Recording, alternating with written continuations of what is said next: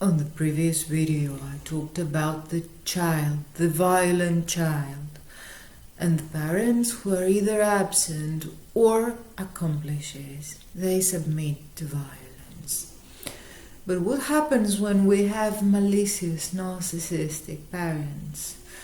A persistent attempt is made to present and convince the child that he or she is crazy and sick because he is different. It is a very common tactic, but the child cannot have a statistical analysis, so he does not know that this is common in narcissistic families. He believes he has a problem because usually there is a strong alliance formed between those who have extremely good persuasive tactics and skills verbally, and violence is also committed. The violence can be physical in the worst cases, but it is certainly mental, which is extremely harmful as well.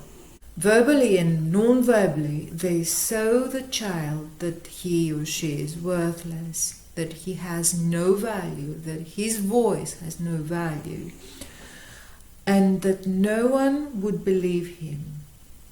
They tell him lies, they hide the truth through omissions, and constantly activate his guilt. They constantly say how unhappy they are with his behavior, what danger he puts them in, how much he creates constantly problems for them. And the child is usually an invisible figure, a figure created only in order to serve the malevolent, malignant, narcissistic parents.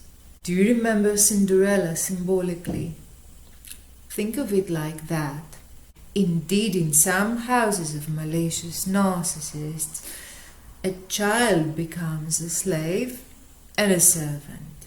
But in more educated, more refined homes, all this malice they have inside them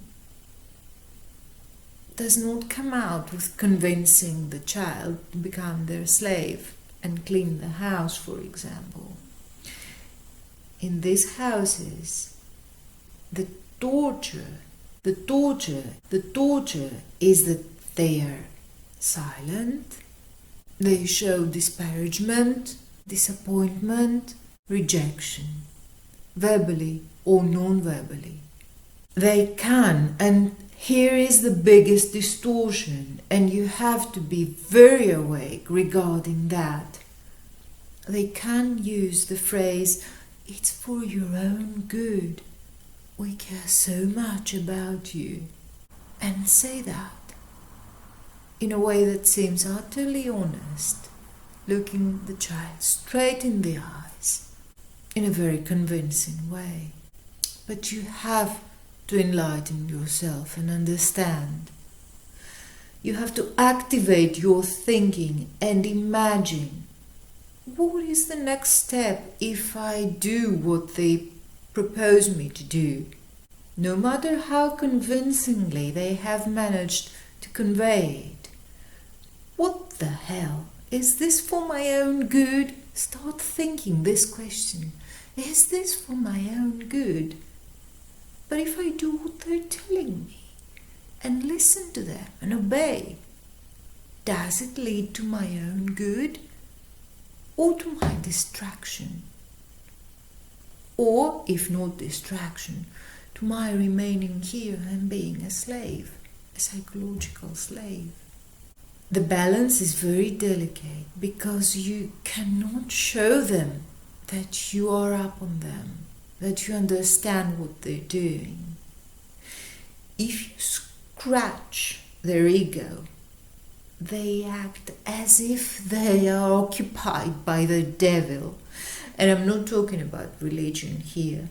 I'm talking about people that if you create a little bit of friction to their ego, and it demolishes the perfection that they believe they are, it's like hell comes out, and they want to do damage in order to relieve themselves, because there was only one way in this family to create peace and quiet, to make you feel trash.